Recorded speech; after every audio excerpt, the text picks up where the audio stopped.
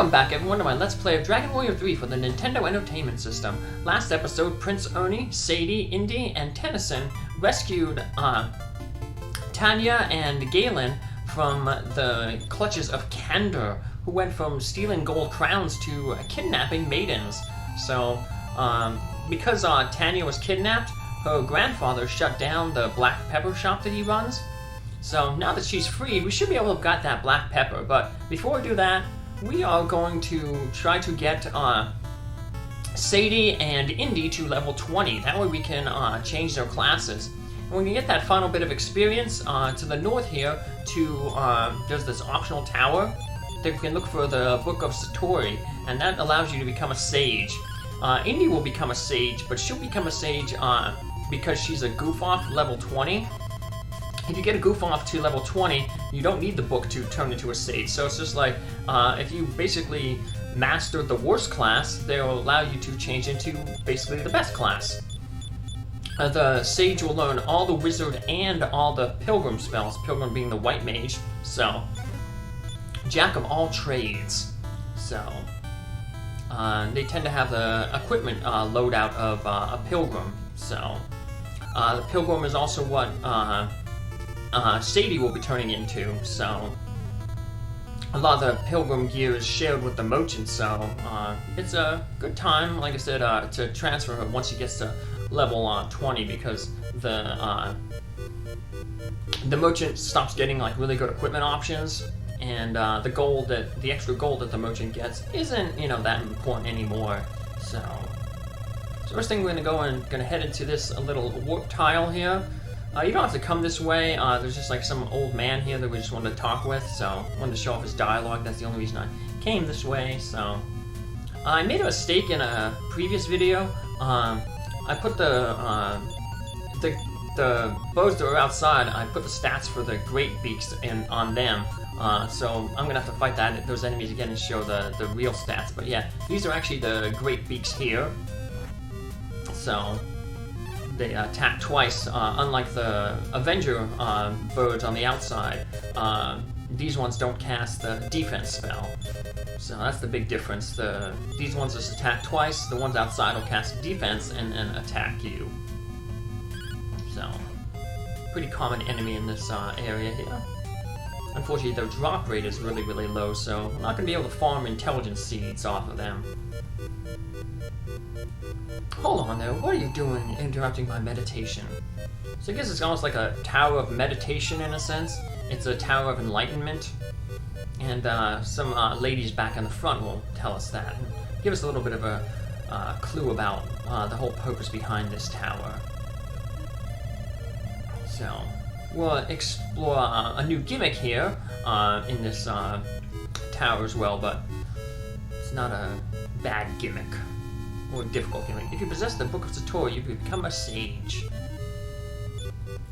Let's heal ourselves up here. This is a somewhat short dungeon, so...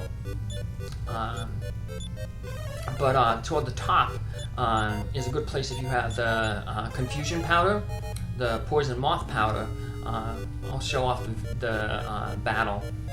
Life is pilgrimage toward enlightenment and salvation. I welcome you to the Tower of Garuda. At the top we can run into large groups of metal slimes with one of those sky dragons. If you confuse the sky dragon, it can take out a bunch of those metal slimes for you. I unfortunately don't have any of that poison moth powder though. I used it up, so... But I can pick some up because we're gonna have to go back to that war village to grab some new weapons for our pilgrim and sage. And one thing they can't equip is the battle axe, so... But a new weapon will be available shortly after this dungeon, once we get the ship. But until that time, we're gonna get a different type of weapon. So we're gonna head to the outside here. All the inner doors just lead to dead ends. Yeah. And here's the new gimmick. We got these tight ropes.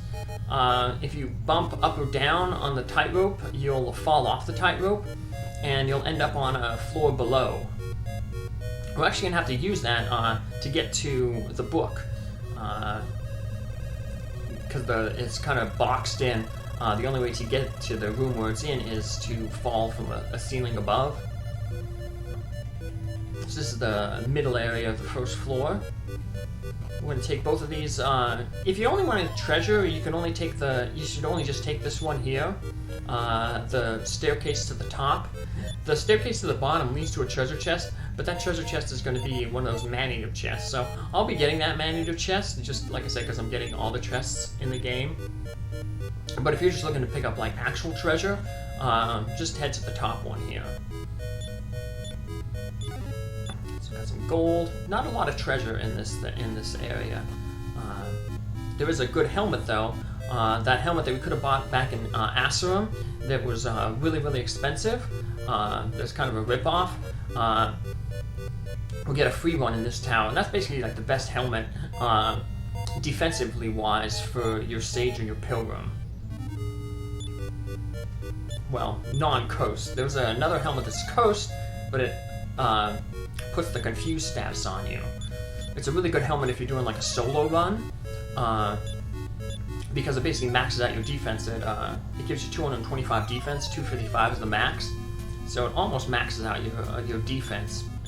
Like I said, the coast is it gives you confusion.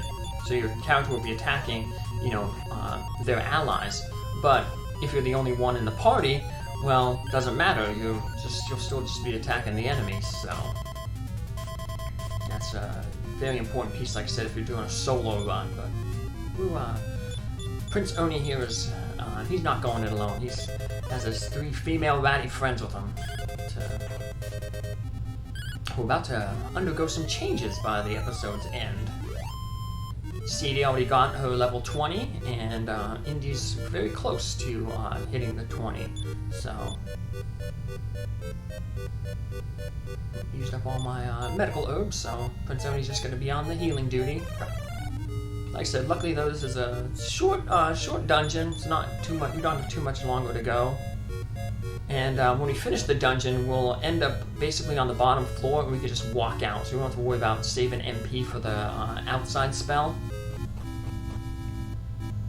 So to the top is a dead end. So we're going to head to the bottom here. And we're just going to keep heading up the tower. It's pretty much a straight shot. And we're going to cross another tightrope at the top. This time we want to cross the tightrope. Eventually we're going to want to fall off this tightrope.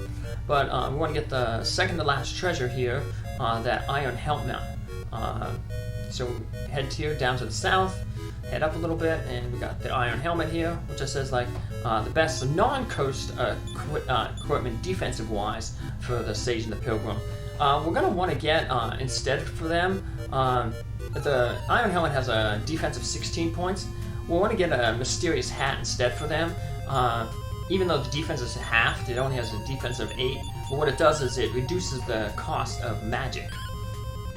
So it'll allow both Sadie and Indie then to be able to cast more spells, some more healing spells and stuff like that. So that hat though can only be obtained by a drop from these enemies' Glacier Bashers.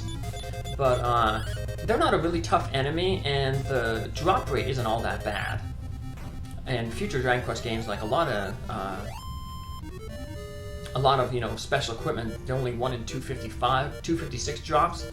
Very low odds to get that, but in this one, I don't know the exact drop rates, but it's not that bad. I've never not been able to grab a mysterious hat or 2.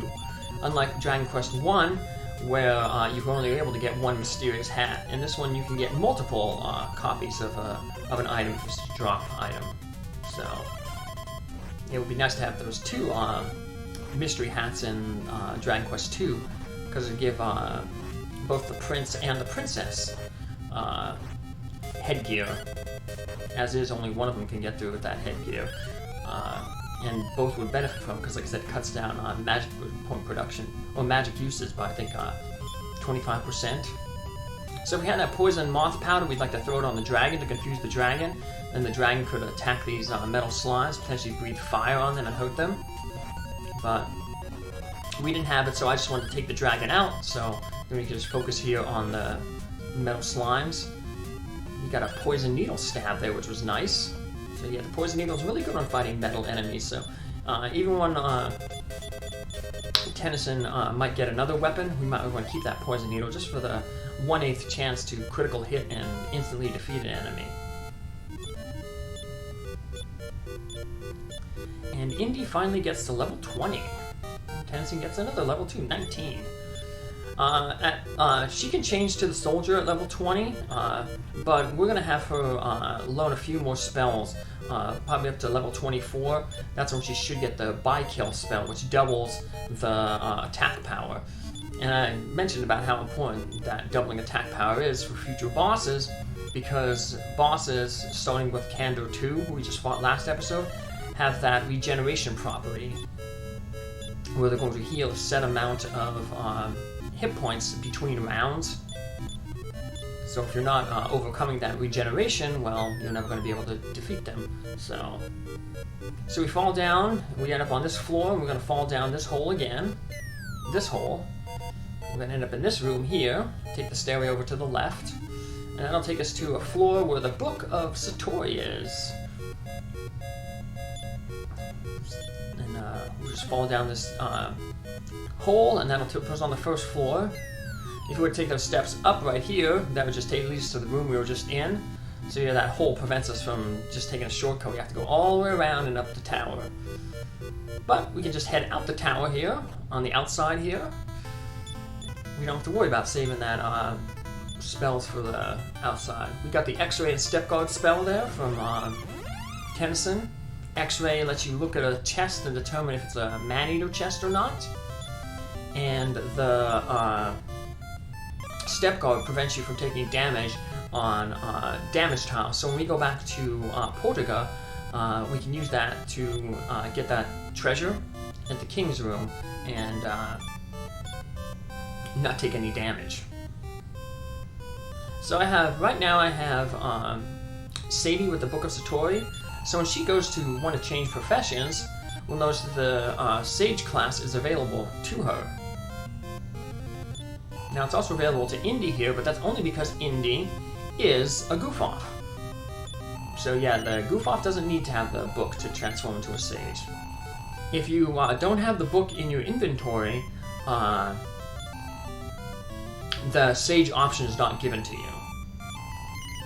So right now, Sadie will have that sage thing offered to her because she has the book in her inventory. You can only use it once though, so if I were to change Sadie into a sage, that book would disappear. You can get another book of Satori from, there's an enemy later on in the game, one of those bird enemies, like the Avenger Beaks or the Great Beaks, that drops it, but it's a very rare drop. It's a 1 in 256, so it's really hard to pick up an extra one of them. It's probably easier just to get a goof off, raise them from level 1 to level 20. But now, see, she doesn't have the book in her inventory anymore, so the sage option is not available for her there, so. Now, see, we'll be Pilgrim, and their stats are cut in half. Everything on their stats are cut in half, and they'll drop down to level 1, so we're going to put them a little bit further back in the party. So Prince Ernie's back to leading the party here now, because he has the highest defense. A lot of this equipment they can't use, but upcoming town that we'll be going to will have a bunch of good equipment for our characters. So luckily we got some of those leather shields dropped from those goat enemies that are just to the north of here. We fought them when we were walking in the mountain area.